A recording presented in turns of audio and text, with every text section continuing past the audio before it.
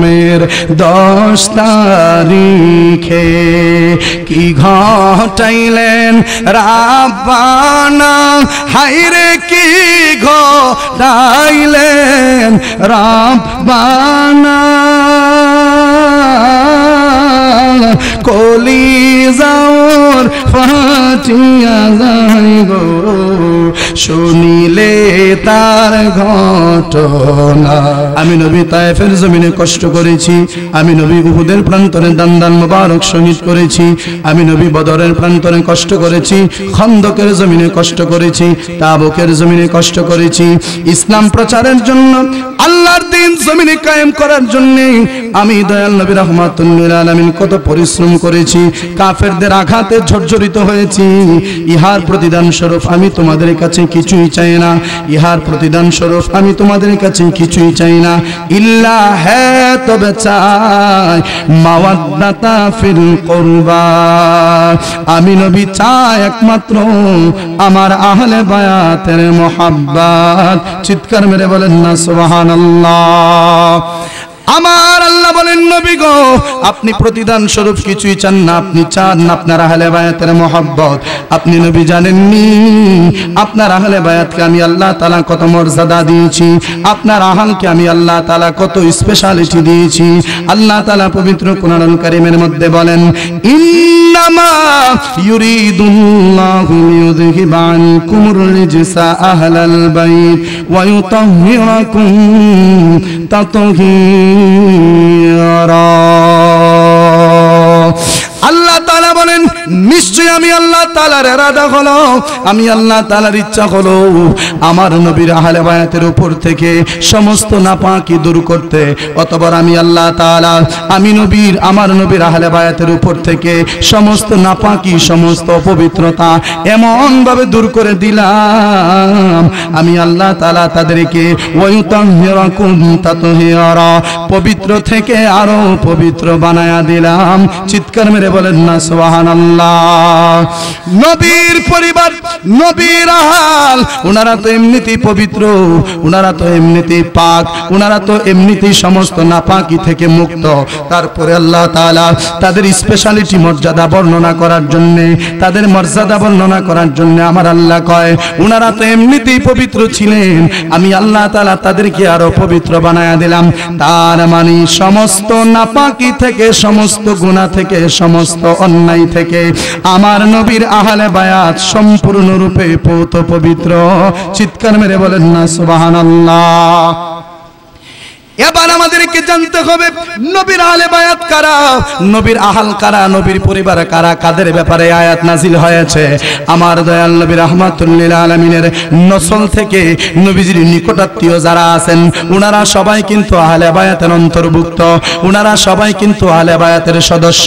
যেমন খাতুনে জান্নাত মা ফাতেমা, যেমন খাতুনে জান্নাত মা ফাতেমা, শেরে খুদা মাওলা আলী, হযরতে বিবি খাদিজাতুল কুবরা, হযরতে মা আয়েশা সিদ্দিকা, হযরতে উম্মে সালামা রাদিয়াল্লাহু তাআলা আনহুমা, হযরতে ইমাম হাসান, হযরতে ইমাম হুসাইন রাদিয়াল্লাহু তাআলা, হযরতে বিবি যায়নাব, হযরতে বিবি উম্মে কুলসুম। আমার নবীর পরিবারের মধ্যে যারা আছেন সবাই কিন্তু আহলে বায়াতের অন্তর্ভুক্ত। কিন্তু আল্লাহ তাআলা ডাক দেয়া বলেন নবী গো আমি আল্লাহ তাআলা আপনার আহলে বায়াতের মধ্যে কিছু কিছু আহলে বায়াতকে মানে কয়েকজন আহলে বায়াতকে স্পেশাল মর্যাদা দিয়েছি। এই ব্যাপারে হাদিসে কারিমাতে আল্লাহর নবী রাহমাতুল লিল আলামিনের একখানা হাদিস শরীফ এসেছে। দয়াল নবী রাহমাতুল লিল আলামিন বলেন ও আমার সাহাবীরা শুনো, আমি নবীর আহলে বায়াত কারা তোমরা জানোনি? আল্লাহর নবীর পরনে ছিল একটা কালো রঙের কম্বল মুবারক, ওই কম্বল মুবারক আল্লাহর নবী এইভাবে ছড়ায়া দিলেন। কম্বল মুবারক ছড়ায়া দিয়া হযরতে শেরে খুদা মাওলা আলীকে কম্বলের নিচের মধ্যে ঢুকালেন, হযরতে মা ফাতেমা তো জাহরাকে কম্বলের ভিতরে ঢুকালেন, হযরতে ইমাম হাসানকে কম্বলের ভিতরে ঢুকালেন, হযরতে ইমাম হুসাইন রাদিয়াল্লাহু তাআলা আনহুমা উনাদেরকে কম্বলের ভিতরে ঢুকালেন। এই চারজনকে নবীজির দুই পাশে কম্বলের নিচে ঢুকাইয়া আল্লাহর নবী ডাক দেয়া বলে ইয়া সাহাবী, ও আমার সাহাবীরা শোনো, হাউলাই আহলুল বাইত, এই যে আমার বগলের দুই পাশে যে চারজনকে তোমরা দেখতে পাচ্ছ ওনারা কারা তোমরা জানোনি? তারা কারা তোমরা জানোনি? তারা হচ্ছে আমার স্পেশাল আহলে বায়াত। চিৎকার মেরে বলেন না সুবহানাল্লাহ। সেই আহলে বায়াতের সদস্যর নাম হলো হযরতে খাতুনে জান্নাত মা ফাতেমা। ওই মা ফাতেমার ব্যাপারে আল্লাহর নবী রাহমাতুল লিল আলামিন বলেন, ওরে আমার উম্মতেরা শুনো, আমার ফাতেমা হচ্ছে সাইয়্যিদাতুন নিসাই আহলিল জান্নাহ। আমার ফাতেমা হচ্ছে জান্নাতের সমস্ত রমণীদের সরদারিনী। আদম থেকে শুরু করে কিয়ামত পর্যন্ত যত মহিলারা জান্নাতি হবে, যত মহিলারা জান্নাতে যাবে, সমস্ত মহিলাদের সরদারিনী যিনি হবেন তিনি আর অন্য কেহ না, তিনি হচ্ছেন আল্লাহর নবীর দুলালি খাতুনে জান্নাত ফাতেমা। চিৎকার মেরে বলেন না সুবহানাল্লাহ। ওই খাতুনে জান্নাত মা ফাতেমা, ওনার দুইজন কলিজার টুকরা সন্তান, একজনের নাম হচ্ছে হযরতে ইমামে হাসান রাদিয়াল্লাহু তাআলা, আরেকজনের নাম হচ্ছে হযরতে ইমামে হুসাইন রাদিয়াল্লাহু তাআলা। এই ইমাম হাসান ইমাম হুসাইন রাদিয়াল্লাহু তাআলা আনহুম, ওনাদের ব্যাপারে তো অসংখ্য হাদিসে কারিমা বর্ণিত হয়েছে। আল্লাহর নবী বলেন, যারা আমার হাসানকে আমার হুসাইনকে কষ্ট দিল, তারা যেন আমি নবীকে কষ্ট দিল। যারা আমার হাসান হুসাইনকে ভালোবাসলো, তারা যেন আমি নবীকে ভালোবাসলো। তার মানে আল্লাহর নবীর ভালোবাসার মাপকাঠি হলো ইমামে হাসান আর হুসাইন। চিৎকার মেরে বলেন না সুবহানাল্লাহ। ওই ইমামে আলী মাকাম ইমামে হুসাইন রাদিয়াল্লাহু তাআলা, উনি তো সমস্ত অপবিত্রতা থেকে মুক্ত, উনি তো সমস্ত নাপাকি থেকে মুক্ত। কারণ আল্লাহ তাআলা উনার ব্যাপারে তো বলেছেন, ওয়ায়ুতাহিরাকুম তাতহিরা। আমার নবীর আহলে বায়াতের উপর থেকে সমস্ত নাপাকি দূর করে তাদেরকে আমি আল্লাহ পবিত্র থেকে আরো পবিত্র বানায়া দিলাম। তো সেই পবিত্রতার অন্তর্ভুক্ত হযরত ইমাম হুসাইন রাদিয়াল্লাহু তাআলা। ইমাম হুসাইন বলেন, রে ইয়াজিদ, তুমি ক্ষমতার জন্য পাগল হয়ে গেছো। ওই ক্ষমতার আমি হুসাইনের কোনো দরকার নাই, ওই ক্ষমতার আমি হুসাইনের কোনো প্রয়োজন নাই। কিন্তু তুমি ইয়াজিদ ক্ষমতার দাবি করেছো, সেই ক্ষমতা আমি কখনো তুমি ইয়াজিদের হাতে দিতে পারি না। কারণ তুমি ইয়াজিদ হচ্ছ লম্পট, তুমি ইয়াজিদ হচ্ছ নাফরমান, তুমি ইয়াজিদ হচ্ছ নামাজ তরককারী, তুমি ইয়াজিদ হচ্ছ শরাব পানকারী, তুমি ইয়াজিদের চরিত্র ঠিক নেই, তুমি ইয়াজিদ নাফরমান, আল্লাহর আইনের বিরুদ্ধে তুমি অবস্থান করছো। আমি হুসাইন আহলে বায়াতের সদস্য হয়ে তোমার কাছে কখনো ইসলামের খেলাফতের দায়িত্ব দিয়ে যেতে পারি না। ইমাম হুসাইনের ভিতরে ক্ষমতার কোনো লোভ ছিল না, কিন্তু ইয়াজিদকেও ক্ষমতা দিতে তিনি রাজি ছিলেন না। ইয়াজিদ ব্যতীত অন্য যে কেউ হলে ইমাম হুসাইন ওনার হাতে ক্ষমতাটা তুলে দিতেন, কিন্তু ইয়াজিদের হাতে দিতে তিনি রাজি হলেন না। কেন রাজি হলেন না? কারণ ইয়াজিদের চরিত্র ভালো ছিল না। সে ক্ষমতা পাওয়ার পর আল্লাহর কোরআনের বিরুদ্ধে সে অবস্থান করবে। ইমাম হুসাইন আগে ভাগে জানতেন, কারণ ইমাম হুসাইন নবীর রঙে রঙিন, ইমাম হুসাইন নবীর রঙে রঙিন। আর নবীর রঙে যারা রঙিন হয়ে যায় তারা কখনো মিথ্যার কাছে মাথা নত করতে পারে না। চিৎকার মেরে বলেন না সুবহানাল্লাহ।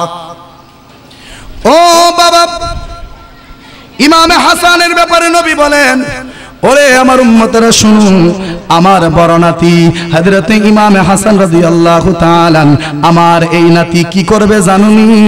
ইসলামের শক্তিশালী দুইটা দল, ইসলামের শক্তিশালী দুইটা দলের মধ্যে আমার হাসান সমঝোতা ফিরিয়ে আনবেন, আমার হাসান তাদের মধ্যে শান্তি ফিরিয়ে আনবেন।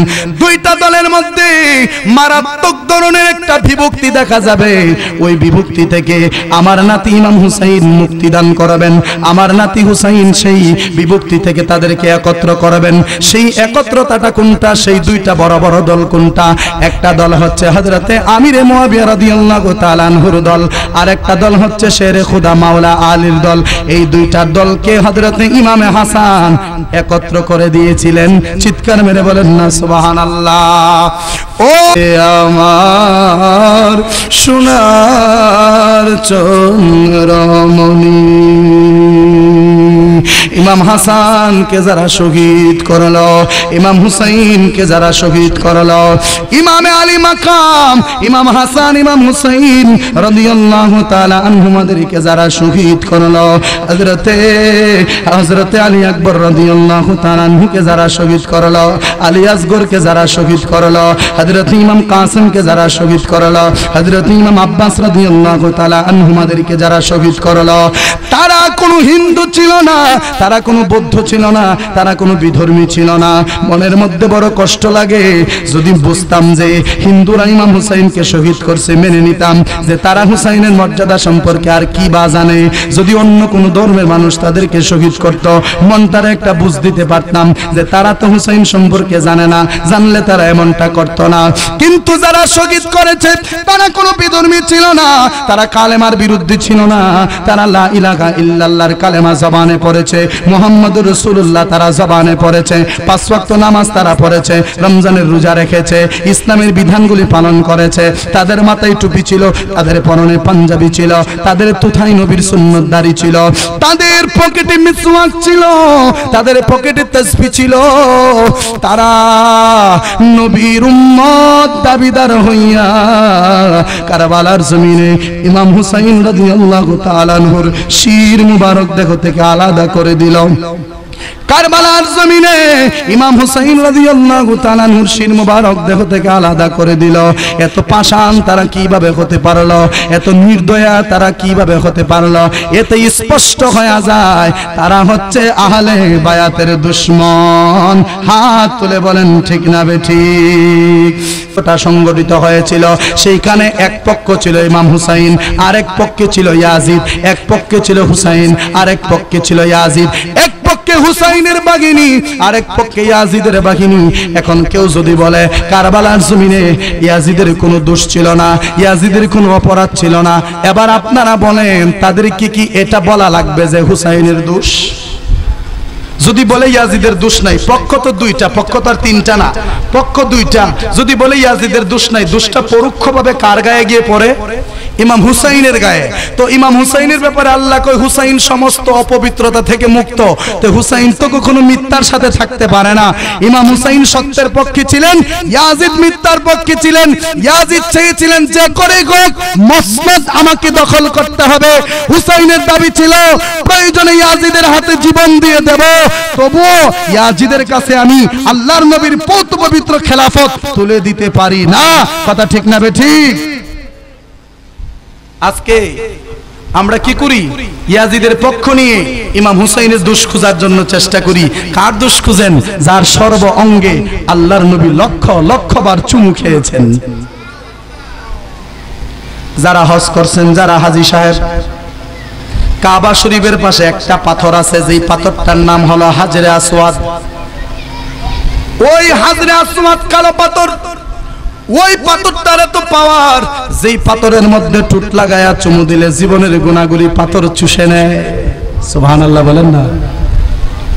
হযরতে উমর ফারুক রাদিয়াল্লাহু তাআলা ইসলামের দ্বিতীয় খলিফা, যিনি 12 বছর প্লাস যিনি ক্ষমতা মানে দেশ পরিচালনা করেছেন, সেই খলিফাতুল মুসলিমিন হযরতে ওমর ইবনুল খাত্তাব রাদিয়াল্লাহু তাআলা উনি হজ্জে গেলেন।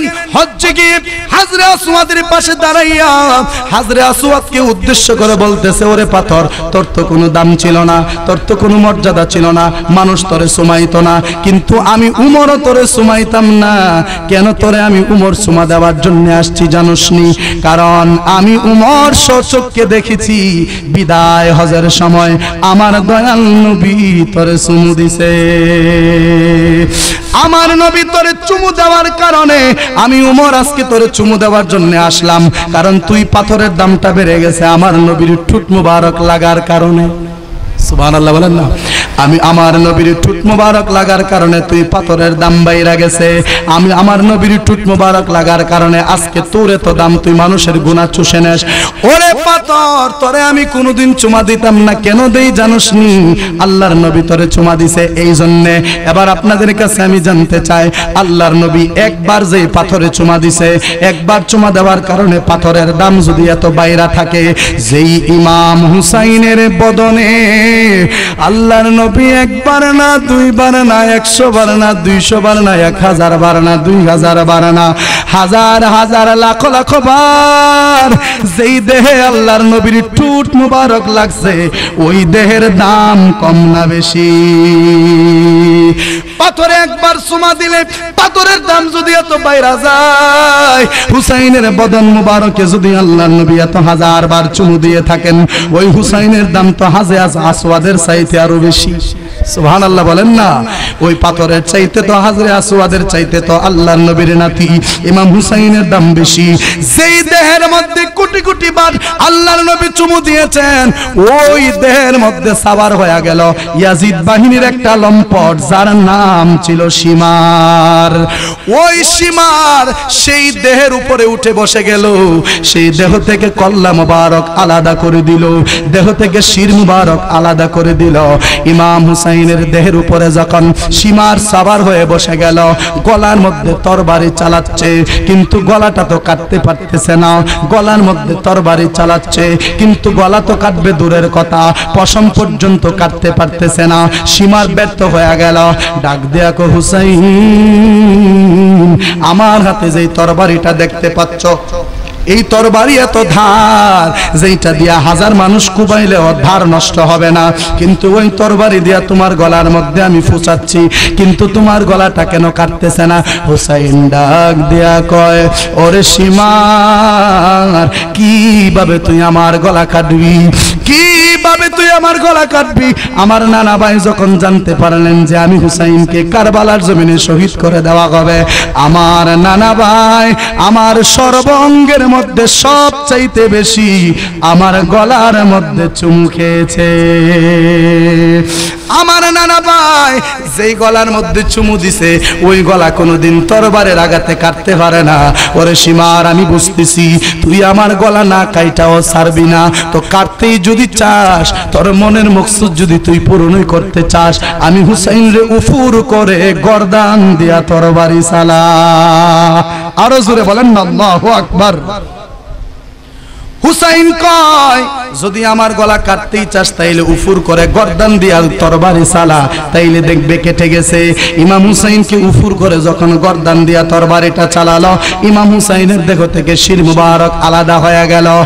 এতদিন হুসাইন জিন্দা থাকার কারণে ইয়াজিদ বাহিনীর ছিল এক জ্বালা, এখন গলা কাটার পরে বাড়ছে আর এক জ্বালা। কারণ এতদিন হুসাইন সশরীরে আইসা বাধা দিত, আর এখন ইমাম হুসাইনের কাটা শির থেকে কথা বের হয়। আরো জোরে বলেন না সুবহানাল্লাহ। নারে তাকবীর, নারে রিসালাত, নারে গাউসিয়া। সৈয়দ আব্দুল ওয়াদুদ পীর সাহেব হুজুরের আগমন এই মাহফিলের পক্ষ থেকে নারে তাকবীর, নারে রিসালাত, সবাই বলি মারহাবা। বাবা এশারের আজানের সময় হয়ে যাচ্ছে। ইমাম হুসাইন কারবালার জমিন থেকে আমাদেরকে একটা শিক্ষা দিয়েছেন। কি শিক্ষা জানেননি? ইমাম হুসাইন এতগুলি তীরের আঘাত, এতগুলি বর্ষার আঘাত পাওয়ার পরেও ইমাম হুসাইন রাদিয়াল্লাহু তাআলা নামাজ তরক করেন নাই। সুবহানাল্লাহ।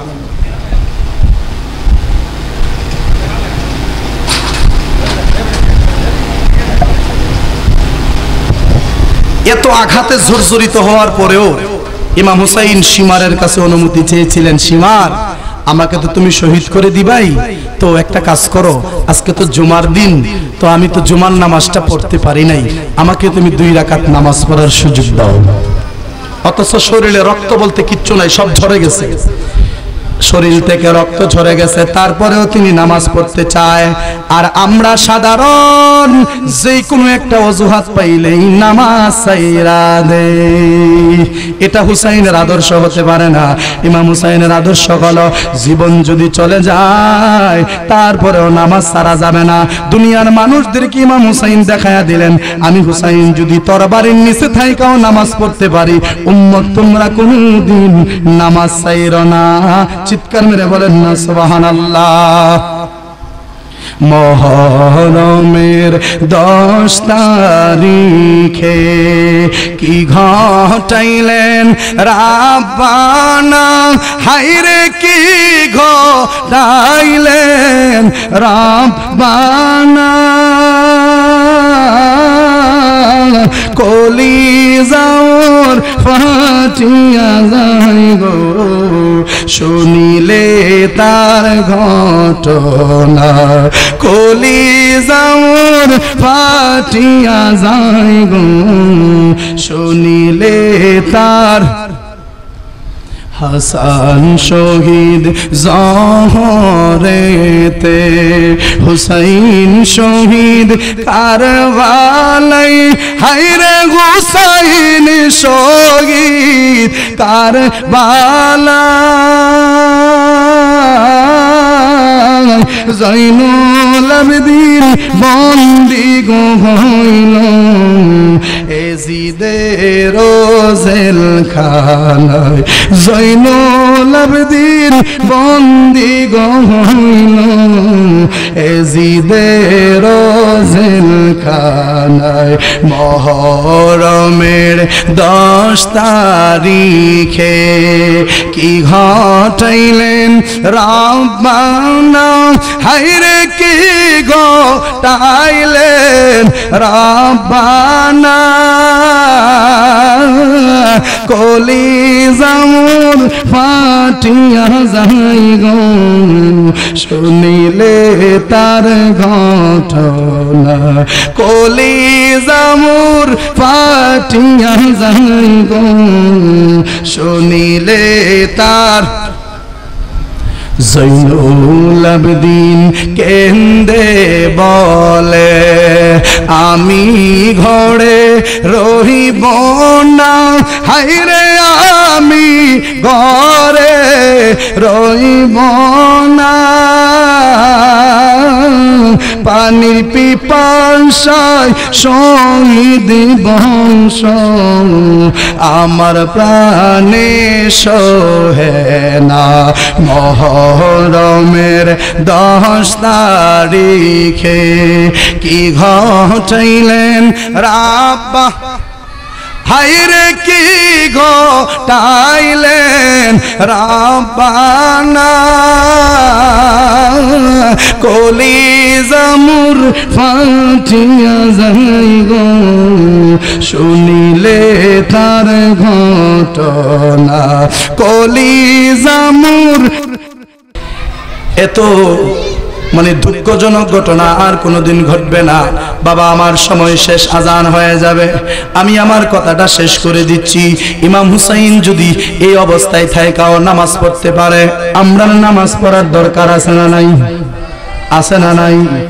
আমরা এমন আদর্শের হয়ে যায় যেন কোনো বাতিল আমরা দেখে টিটকারি দিতে না পারে যে সুন্নির ঘরের সুন্নি, নামাজের কোনো খোঁজ নাই, এই কথা যেন কেউ বলতে না পারে। আমরা হুসাইনের আদর্শের মুসলমান, আমরা সারা জীবন সত্যের পথে থাকব, মিথ্যার সাথে কখনো আপোষ করব না। যদি মিথ্যার বিপক্ষে অবস্থান কইরা সত্যের পক্ষে থেকে জীবনটা দিতে পারেন, তাহলে আপনি হুসাইনের রঙে রঙিন হয়ে গেলেন, আর ইমাম হুসাইন আপনাকে ছাড়া জান্নাতে ঢুকবে না। চিৎকার মেরে বলেন না আল্লাহু আকবার। এই হুসাইনের মহব্বতের দরকার আছে না নাই? আহলে বায়াতের মহব্বতের দরকার আছে না নাই? বাবা আপনাদের কাছে অনুরোধ থাকবে, আহলে বায়াতকে ভালোবাসবেন, আহলে বায়াতকে মহব্বত করবেন, ওনাদের আদর্শ মেনে চলবেন। ইমাম হুসাইনের জীবনী পড়ে দেখেন, ইমাম হাসানের জীবনী পড়ে দেখেন, পুরোটা জীবন উৎসর্গ করে দিয়েছেন সত্যের জন্য, মিথ্যার সাথে উনি কোনোদিন আপোষ করেন নাই। এই জন্য আপনাদেরকেও বলবো, মিথ্যার সাথে থাকবেন না, হোক সেটা মামলা মোকদ্দমা, হোক সেটা জমি জমার ব্যাপার, হোক সেটা ভাইয়ে ভাইয়ে ব্যাপার, হোক সেটা পার্থিব কোনো জিনিস, হোক সেটা আকীদার কোনো জিনিস, মিথ্যার সাথে কখনো সুন্নিরা আপোষ করতে পারে না। কথা ঠিক না ঠিক? আল্লাহ তাআলা আমাদের সবাইকে যেন হুসাইনের আদর্শের মুসলমান হিসেবে মঞ্জুর করেন। আমরা সকলে পড়ি আমিন।